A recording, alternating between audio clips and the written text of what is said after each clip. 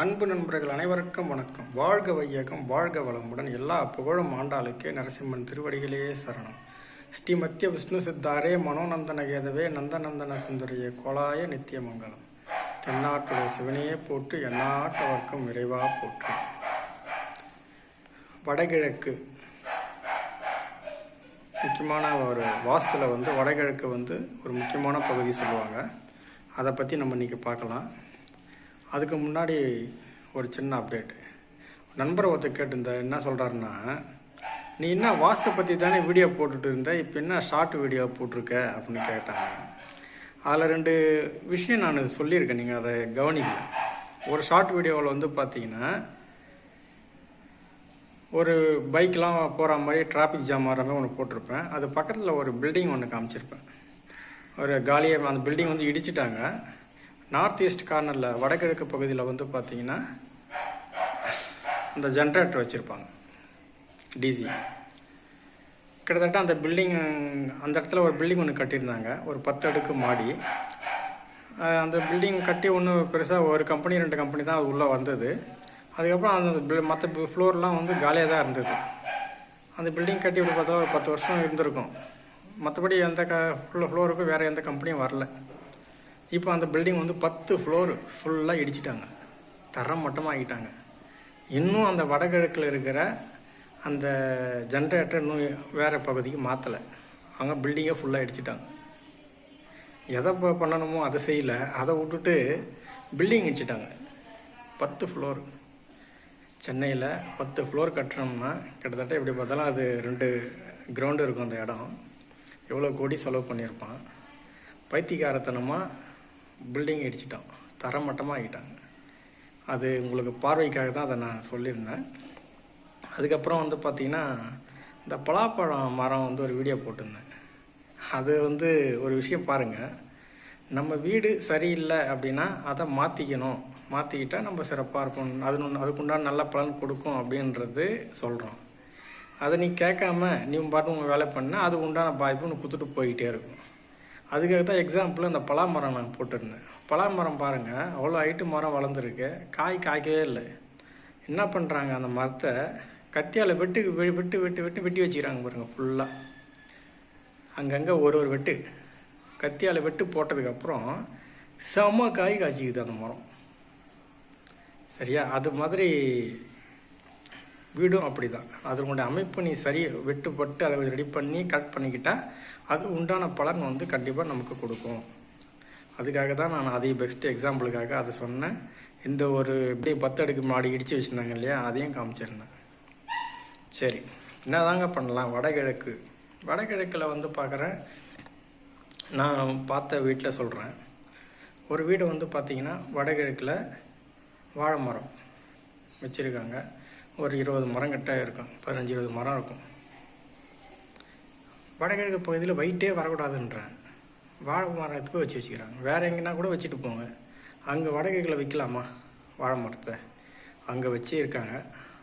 அவங்க முதல் பையன் இறந்துட்டாப்புல. தலைமகன் அவுட்டு.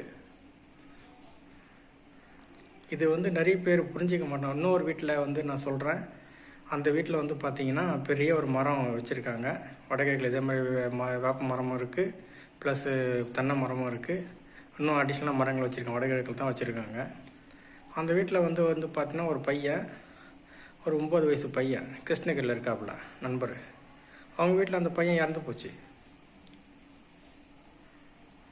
ஒத்துக்கிற உங்களுடைய தலைவிதி வெல்ல முடியாது, அதுதான் வழி. அது இருந்தாலும் கொஞ்சம் நம்ம அதை சூசகமாக பயன்படுத்தி உங்களுடைய விதியை முன்கூட்டியே நம்ம அறிகுறியை பறிஞ்சு அது சின்னதாக நமக்கு காயம் படுற மாதிரி அடிப்படுற மாதிரி நம்ம திருத்திக்கலாம். பெரிய அடி வராமல் நம்ம அதிலேருந்து தப்பிச்சுக்கலாம். எப்படி தப்பிச்சுக்கிறது?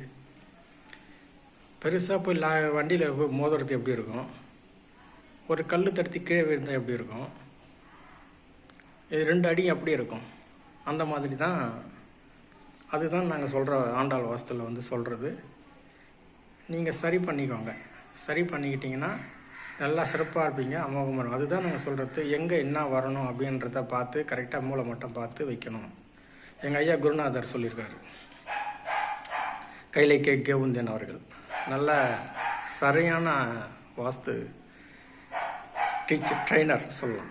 படித்தவங்க படிக்காதவங்க எல்லாருக்கும் புரிகிற மாதிரி அழகாக அருமையாக சொல்லி கொடுக்குறாரு.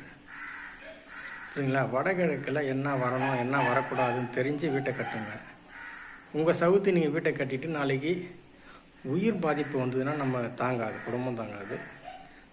அதை ஒவ்வொன்றையும் வீட்டு உள்ளவும் சரி வீட்டுக்கு வெளியிலும் சரி எது எங்கெங்கே வரணுமோ அது அங்கங்கே இருந்தால் தான் நம்ம குடும்பம் அதுக்கு உண்டான பாதிப்புகள் இல்லாமல் நம்ம குடும்பம் நல்லபடியாக இருக்கும். அதுக்காக தான் ஒரு வாஸ்து கன்சல்டண்ட்டை வச்சு வேலை பாருங்கள் அப்படின்னு சொல்கிறது. 40 லட்ச ரூபா செலவு பண்ணி வீடு கட்டுவோம்.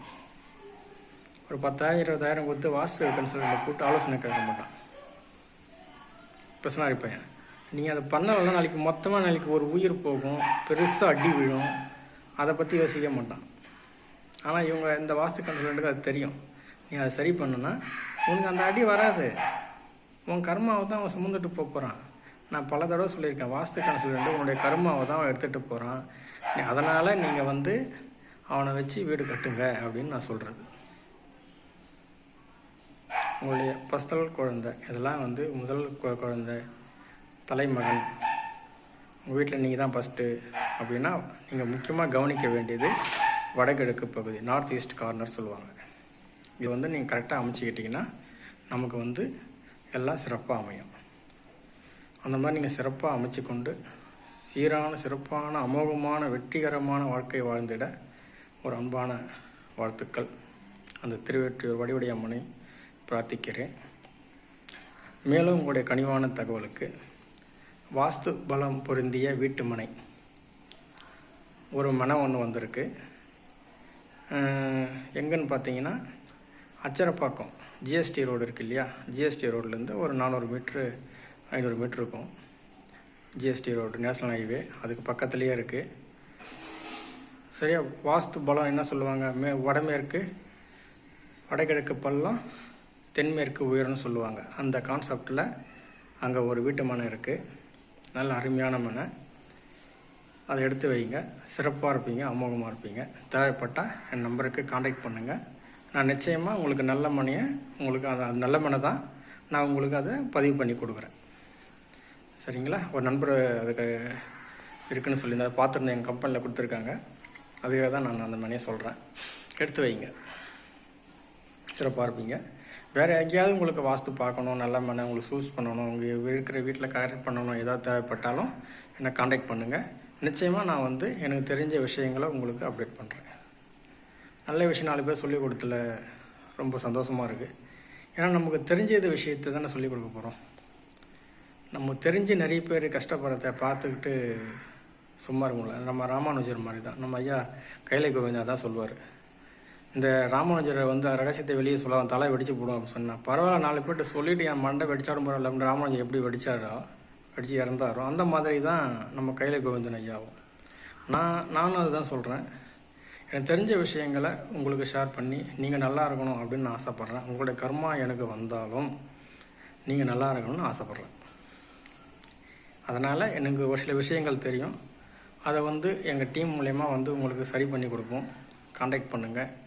சிறப்பாக இருப்பீங்க, அமோகமாக இருப்பீங்க, அற்புதமாக இருப்பீங்க. நன்றி, வணக்கம். சர்வம் கிருஷ்ணார்ப்பணம்.